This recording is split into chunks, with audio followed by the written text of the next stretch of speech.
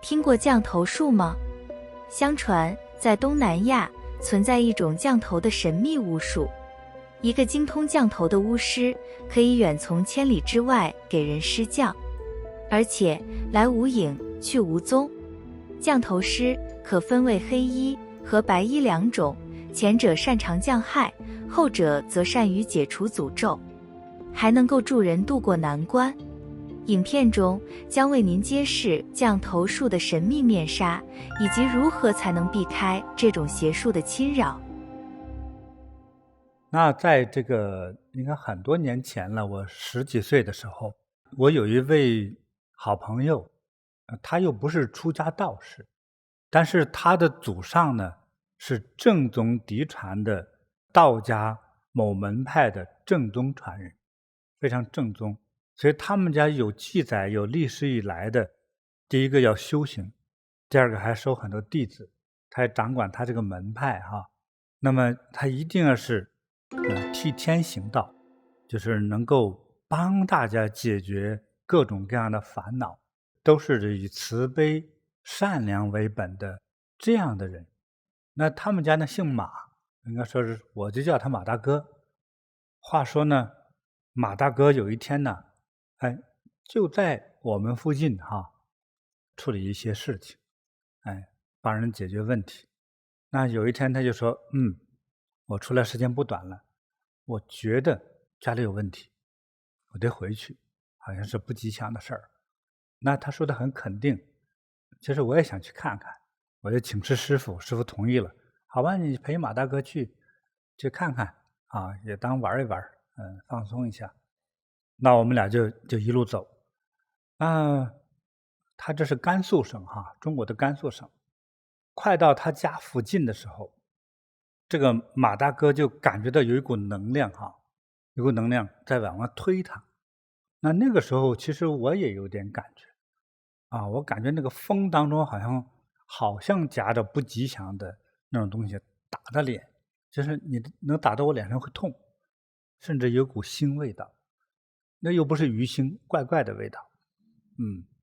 马大哥就说，这个妖孽还敢阻挡我。那怎么回事呢？马大哥就是他的侄子，我们叫他小马。这个小马呢现在16、17岁，可是在小时候10来岁的时候小马在父母亲的主张下和附近村庄的张家定了娃娃亲。这张家有个小女孩长得是活泼可爱，因为各种的原因就是有人牵线搭桥，那个地区挺流行这个娃娃亲的。可是小马呢在慢慢长大，在长大过程之中他比较喜欢自己的学校和同村的一个女孩，因为他毕竟在一起接触的多。那这个张家呢就不在这个村，也走可能10来公里，就是跟他不方便见面那时候交通工具也比较少。但是有心人就会打听张家经常派一些亲戚朋友打听，可能也是找人盯着他就有人报了，说他经常和某某女孩经常在一起，好像很开心的样子。说的有鼻子有眼，说有一次去县城我们都看见他俩在一起。那么张家就听得很生气，而且最关心这件事的就是张家的张姑娘。张姑娘有一次就气得胃口痛，哎呀，气死我了！哎呀，怎么找这么个家伙？但是你想人呢，一生气一发狠，而且又没结婚，对不对？虽然年龄小，也没有确立一种恋爱关系，但是毕竟确立了一种叫订婚的这样的婚姻的姻缘关系。这张姑娘很生气给父母亲说，父母亲也开导半天，但是不知道怎么回事，就有人给他介绍了一位通灵者吧。介绍通灵者之后说要给自己出气，是吧？因为你看看我们订了婚了，他不爱我，结果爱上别的姑娘了，我要修理他，这往死里整他，是吧？他也不娶我，我也让他结不了婚弄死最好。反正是说了一些比较疯狂的话，生气嘛。那位他求助的这位通灵者这位师傅呢也收了人家钱，就说要治个人那太容易了，你找我就找对了。啊，我们家正缺钱呢，行，我帮你搞他。所以有一天，这个小马呢，骑个自行车去县城。那么他们这个村庄附近有一条大河，大河的边上就是河的坝堤上头，就是修的这个道比较平整，可以骑车子。这个小马呢就骑车子，哎呀，吹着口哨还挺开心啊，见我朋友去。哎，结果他觉得车子的速度失控，变成疯狂的快。他想刹车，捏刹车刹不住，而且呢，有一股力量哈，就是他的右手侧就是河，有一种力量就把他那个车把的方向往河里头拐，他就使劲掰着要走直。他一开始不知道他是有时候慌啊，还是自己平衡度不够，还是风啊等等原因，但是使劲掰着的过程之中，刹不住车，一下就闯进了河里。眼看就淹着灌了几口水不行了，结果这时候有位路过的大叔，一看，哎，一个孩子掉水里了，也正在喊，正在挣扎。哦，他一看附近有一个干树杈，啪拽下来之后，立刻递过去。哎，这小伙子还大脑没昏哈，赶一把抓住，就给拽上来了，这个救上来了。一问谁家呢？马家的。哎呀，那是马家，没人不知道。好，赶快给他送回家去了。送回家去之后啊，这小马哈就发高烧，就说鬼话，我要弄死你，让你不爱我。反正就是说一些很奇怪的话。他爸妈越听越害怕，那个高烧持续几天不退，而且呢，就是说那个眼睛也睁不开，啊，嘴唇发黑，满脸都是黑气，尿的尿都是臭气，就是像这种都是中邪。这个马大哥呢，他就感应到了，所以等我们一起回了村庄之后，那个孩子还没好，这等于差不多1个礼拜了。哦，当时马大哥很厉害的，一看这情况没得说的。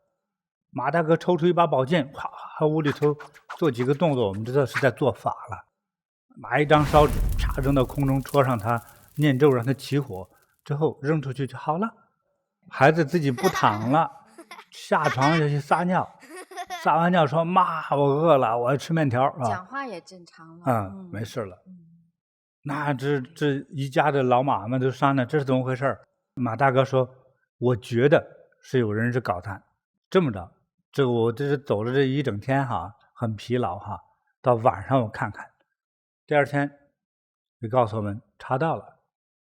为啥呀整他？我就问了一句，因为爱情。因为爱情，他就知道了这是张姑娘家干的事儿，娃娃亲，是吧？你说咱这侄子不争气，非喜欢上别的女孩，是吧？那张家听到之后很生气啊，这张姑娘花钱请人来搞他。他说在咱这里谁不认识咱家？做法的人到咱家来整咱家的人，不是关公面前耍菜刀吗？你真是找错人了呀！你还敢惹我们家？我们家是做符下咒修道的老祖宗，在我们这附近的都是我们家的门徒，你敢动到我们家来？他说人我都查到了。谁呀？就是他这个应该是他同一个大派当中的一个分支的家中一个传人弟子，但是他们的法呢没有直接从他爷爷的这里来学啊，等于是另一支，但是他们都是应该算是道友关系。就立刻找到了，这个家伙姓穆，一个字叫穆皮。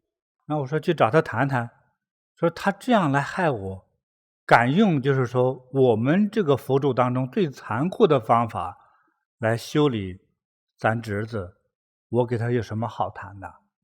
从我的道法来说，他已经违背了天规，我不修理他，上天也会打雷劈了他，还会灭掉他的孩子。但是我要惩罚他，只是惩罚他就可以了。那怎么办呢？清理门户还要清理门户，就是他邀请了几个都是法力高强的道友，做了1、2天的法。那么1、2天之后，这位通灵者吧，穆皮七窍流血，而且口中吐血，吐了半脸盆血就走了。完了之后呢，就在同一天张姑娘就到了小马掉到河里的那个位置，跳河自杀。但是呢，马大哥还是心善，已经感觉到了，就是找了2个乡亲哈，就在那等着他，他往下一跳就给拽住了。完了之后，马大哥给他施法，将他那种叫爱情的魔咒也解开了，他就像中了魔一样，中了心魔哈。所以有的时候你自己中了心魔，就是你的某种贪欲心过重了，最后走火入魔。所以马大哥给他施救之后呢，清醒过来就大哭啊，真对不起啊，我不应该做这种事啊，我当时可能太过于嫉妒了啊，这样就救了他。我们听这故事能想到什么哈？就是有时候我们不熟悉的一些人，所以一些无论是佛门呐，还是道门的，或者也不知道什么门派的一些师傅哈，他们不一定都是心怀善念。道本身是好的，佛门更是慈悲的，对不对？但是有的人他很莫名其妙的，这就是他的那种修行不够哈，还比较庸俗。但是呢，他又会一些小招数啊，整这个人呢以此呢来谋生和获得一些财富之类的。那我觉得这是对他也不好的。对，所以我们就是修行也好，学道也好，或者请人看风水哈，或者请人解决一些家里的一些不吉祥的问题啊，我觉得一定要找对人。我这一点我提醒大家哈，如果你不喜欢他，请不要接受他任何礼物。还有说我不喜欢他，但是认识，一起聚个餐又怎样？不好。这个世界多么坏的人都有，但是多么善的人也都有，对不对？但是我的经验是说，尤其是这种诅咒的感觉哈，如果你不喜欢他，他给你的无论是吃的、用的、玩的，请不要接受。我就比如说，在过去那个人心是歪的，他呢送我一杯水喝，我一喝我就呛，我一喝就呛，就不舒服，所以这个就不行啊！你不要去接受。但那个时候就是碍于面子，就是好吧，我接受吧。我们要学着慈悲啊！我知道他不好，但是说我要学着慈悲，可是让我太受罪了。那这个经验呢，我也进行找过其他的修道的人，也了解过。那最后我的总结告诉大家，就是如果你不喜欢他，或者你对他有所顾忌的话，请不要接受他任何的东西，也不要和他一起去聊天呐，去出游啊，去做客之类的哈，否则你会有危险的。就请大家记住。我们要如何才能避开邪气的侵扰，保护自己，也保护家人呢？这个降头不是每个人都接受他的，有些人叫刀枪不入，就是内心纯净慈悲的人啊。你想你是一个知名的一个大师，你想多少人记住你？别说一个知名的演员了哈，一个知名的政客，你就说你看你在企业工作之中，有些同事就嫉妒你，这种事情都是每个人都发生的事情，对不对？并不是每个人都能中这个招，你就被诅咒啊，被下降头，有很多下吧没用，老子刀枪不入，没用的，知道吗？就是你那一身，最终那个恶鬼看到他的就是光明啊，比太阳的光都超过10万倍。别说我去整他了，他都把我给烧死了，融化了。我怎么整他？对吧？他能量不一样嘛。那么他们调动的都是什么东西啊？你想他调动来害你的是啥？这个鬼，再就是一个邪的一些什么虫子呀，再就像我们中国东北说一个长线啊，那是蛇呀、猫头鹰啊，什么这个黄皮子呀，都是小野兽，是吧？它从级别来说，它是不够那么高。它能整你，这个邪气能整你的话，那你的身体就比较弱了。那如果你有佛菩萨这种慈悲金刚护体的时候，他就念他的，急死他都没用，对不对？结果当然你不接受这些招的时候，谁发出个指令来，这个东西就像个导弹一样哈，有的人就返回去了，返回去，谁出的招就炸死谁。大家好好听我讲哈，如果跟我好好修，谁向你去，不管他自己还是请人发出诅咒哈，连发起人到使用咒语的、使用巫蛊的人，谁向我们的网友还有一些菩提同修发出这样的攻击，我会10万倍的将能量返还给他们，让他们该去哪去哪去吧。别在人间收拾人了、害人了啊！所以我们自己要怎么做到呢？你首先你要善良，你没有害人的心。你一个没有害人之心的人，那就是一个纯真的人哈。在道教修行中，最高境界是真人，成为真人。什么叫真人啊？与天地宇宙的寿命来共体的呀，他不可能再去死了。所以大家学习佛法哈，学会慈悲，不要去贪嗔痴，不要去嫉妒别人，做好一个慈悲光明的人，这些邪气不会上身。还有呢，平时呢跟着我去多修行，你家里一片吉祥。所以你像遇到这些不干净的情况哈，家里呀或是办公的地方不安生哈，有些我们说除了做这些功德呀、念佛之外，有一些护身的一些小东西，随时贴身带着，我觉得会好很多。像我们法门特制的金刚杵、特制的铜，在加持过之后带在身上，带着它，避开这些邪气对你的侵扰。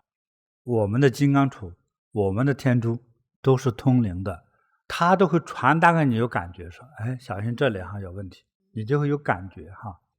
无论你是个什么样的人，谁都可能会遇到这样的东西哈。但是所以要在你的居住环境，还有你随身要佩戴一些，我觉得有好处。